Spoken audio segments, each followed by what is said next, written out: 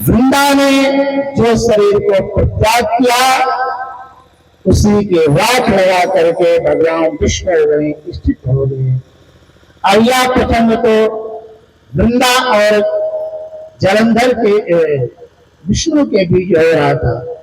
अब जो बीच में देवादेव महादेव और जलंधर का युद्ध हो रहा था, अब उसको हम समझते हैं कि जलंधर और भगवान भोलेनाथ के बीच में क्या हो रहा है। जालंधर कहता है, हे शंकर, मैं रेखा के समान उस पोषण को उठाकर तुम्हारा एवं देवगणों से समस्त लोगों का बदकर गरुड़ के समान अपना भाग ग्रहण करूंगा।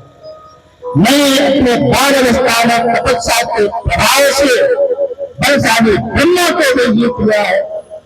मेरे गरुड़ के साथ मेरे स्थान को निवास करते हैं। मैंने अपने तपस्या के बल से भगवान विष्णु को भी जीत लिया है। फिर तुम्हें तो हम कुछ समझते ही नहीं है, तुम क्या हो। महादेव से ऐसा कहते समुद्र पुत्र जलंधर युद्ध में अचल भाव से स्थिर होकर के युद्ध करने लगा। युद्ध अवस्था में स्थित हुए जिनमें के मैदान देख में दोनों अपने भुजाओं पर ताल देकर रुद्र को ललकारा। इस प्रकार उसने बाहुबल का अक्षर का भेद करके रुद्र का अपमान किया। उस दुष्ट के द्वारा कहे गए अमंगल वचनों को सुनकर देवादिदेव महादेव हंसने लगे तथा उस पर अपाय प्रयोग किया। और फिर उन्होंने अपने पैर के अंगूठे से जिस चक्र सुदर्शन का निर्माण किया था उसी को अपने हाथ में लेकर के को मारने के लिए उद्यत हुए। काल के अन्न के सामान जलते हुए करोड़ों सूर्य के सामान व देदीप्यमान सुदर्शन चक्र उस दैत्य पर प्रहार किया। उसके वेग से आकाश प्रफुल्लित रहे थे। उस चक्र में बैठ के बड़े बड़े नेत्र वाले उस सिर को काट दिया और उस दैत्य के शरीर एवं सिर दोनों को सत्यनाम उतारा पृथ्वी पर गिरा दिया।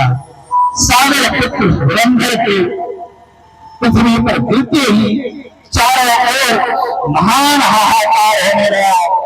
सुदर्शन चक्र के द्वारा सारे पहाड़ के समान उसका शरीर के दो टुकड़े होकर इतने में गिर गए। इस प्रकार जैसे पहाड़ गिर जाता है ऐसे वह दैत्य गिर गया। उसके शरीर का जो खून था वह बहुत तीव्र निकला और शंकर के मुख में समा गया। जिस प्रकार से वृंदा का तेल गौरी में प्रवेश कर गया था उसी प्रकार इस जलंधर का जो तेल था वह देवादिदेव महादेव में समा गया। जलंधर का वध हो जाने के बाद सभी देवता भगवान देवादिदेव को सिर झुकाकर विनम्र भाव से स्तुति करने लगे। हे देवादिदेव महादेव सवादसल आप साधुओं के साथ मंडल एवं सबको सुख करने वाले हो। आपकी कृपा से ही जल ब्रह्म जाने हो जाते हैं और वेद आपको एक भक्ति मात्र से गम्य बतलाते हैं। हे प्रभु आप प्रकृति तथा पुरुष से ब्रह्म हैं। हे परमेश्वर आप निर्गुण का गुण के आधार है। ब्रह्मा विष्णु तथा शिवात्मक भी आप ही हैं। हे प्रभु आप निर्विकार तथा ईश्वर होकर भी नाना प्रकार के कर्म करते हैं। हे शंकर हम ब्रह्मादि सभी देवता आपके दास हैं। हे नाथ हे देवेश हम सभी आपकी पूजा हैं और आपके शरण हैं। आप प्रसन्न हो करके हम लोगों को रक्षा की। जो जलंधर वध के योग्य नहीं था उसको भी आपने वध किया है और उस जालंधर वध की जो कोई अस्तुति करेगा, इन आख्यानों को पढ़ेगा, वह इस लोक में संतोष रह करके अंत में वह पवित्र को प्राप्त होगा। ब्रह्मा जी व्यास जी कहते हैं कि हे नारद, आपको नमस्कार है। हे महाशय भक्त, आप धन्य है जो संकल्प किया है, महादिव्य कथा आपने हमें सुनाई है। अब हे मुने उसकी अंतर विष्णु का तत्व सुनाइए। उन्होंने ब्रह्मा को मोहित करके क्या किया है, आगे का फल हमें सुनने की बड़ी लालसा है। शिव जी बोले, हे ब्रह्म श्रेष्ठ देवगणों, मैं यह सत्य कहता हूं, यद्यप जालंधर मेरा ही अंश था भी मैंने तुम लोगों के लिए उसका वध किया है।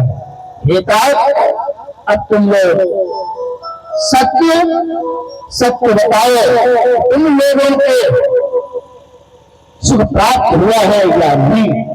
मैं यद्यपि निर्विकार हूं, तब भी मेरी यह लीला आप लोगों के निमित्त ही हुआ करती है। मैं ईश्वर बोले, हे ब्रह्मन, हे देवताओं, आप लोग श्रद्धा पूर्वक मेरे वचन सुनो। संपूर्ण लोगों को मोहित वाली है मेरी माया, बड़ी दुष्ट है। मनुष्य हो, राक्षस हो, गंधर्व हो, सभी लोग हमारे काम के अधीन हो जाते हैं। त्रिपुर सुंदरी मूल प्रकृति तथा गिरिजा का नाम भी विख्यात है।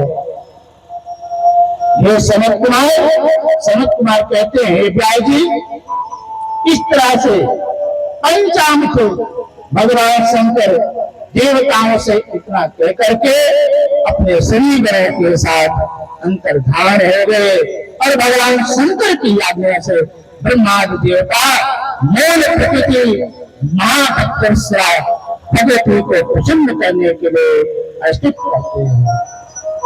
देवगण बोले, जिस मूल प्रकृति से उत्पन्न हुए सब करोगे तम, ये तीनों को सृष्टि की उत्पत्ति पालन संहार करते हैं। इस देवी को मेरा पुराण है। हे महर्षि, आपकी माया से मोहित होने के कारण जिसमें हम सिद्ध मुनियों को समझने पर भी मोह नहीं छोड़ते, उस तेजो मंडल से कामनाओं को पूर्ण करने वाली आकाशवाणी हुई, जिसे ब्रह्मा आदि तीन देवताओं ने स्पष्ट रूप से सुना। आकाशवाणी ने कहा, हे